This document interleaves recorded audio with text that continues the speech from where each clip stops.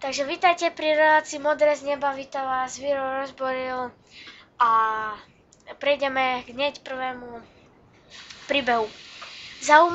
Zaujal ma jeden príbeh o veľkom devčati, ktoré mala pekný dom, ale proste niečo sa stalo, keď išla naspäť domov a už tam nebol.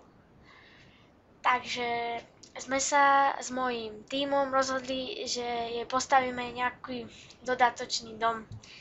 Takže presunieme sa na stavebnú plochu.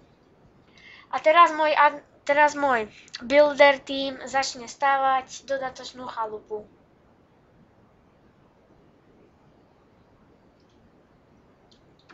Tak, dom je dostávaný a teraz sa tým presunie niekde inde a počkáme na hostia.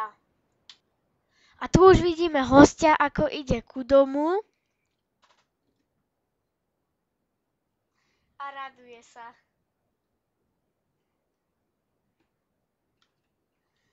Takže toto je koniec našeho filmu, našej relácie. Dovidenia na budúce.